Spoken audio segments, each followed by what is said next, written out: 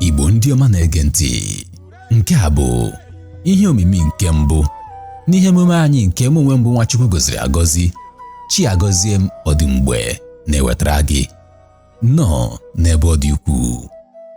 N'ihe emume a, anyị ga-atụle n'ime nkeji ole na ole ụfọdụ ihe omimi dịgasị iche iche dịka metụtara azụmahịa banyere ụmụ Igbo. Anyị ga-amalite na ịgụ aha, ya bụ aha mmadụ.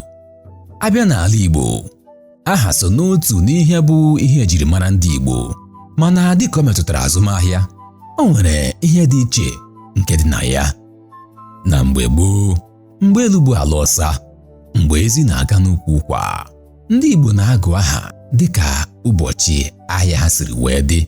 Iji wee maa atụ, o nwere oge mgbe ndị Igbo na-aba aha dịka Okeke maọbụ Okorafọ, ụfọdụ na-akpọkwa ya Nwafọ. Enwere Okonkwọ, Okoronkwọ maọbụ Nwankwọ.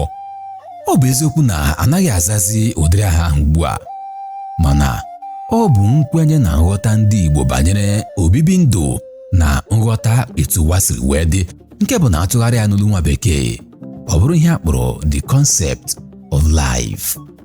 N'ihe akpọrọ the concept of life, the Igbos see life as an entirely different ball game. They see life from a business or what we may call a trading point of view.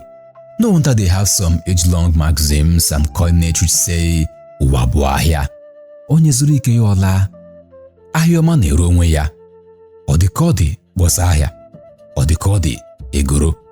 Etu onye siri kpọsa ahịa ka esi ekwe ya ọnụ.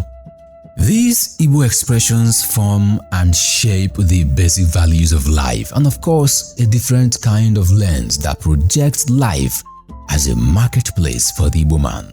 So, from the beginning or from the word go, an average Igbo person already has that business consciousness deeply rooted in him. Ngwa ka ndobiri ebe a, bikonu oji ngaji eri chetakwa onye ji aka. Abụ nwanne gị nwoke Nwachukwu gọziri agọzi, chi agọzie m ọdịmgbe. Onye ahụrụ taa ka ahụkwa ya echi.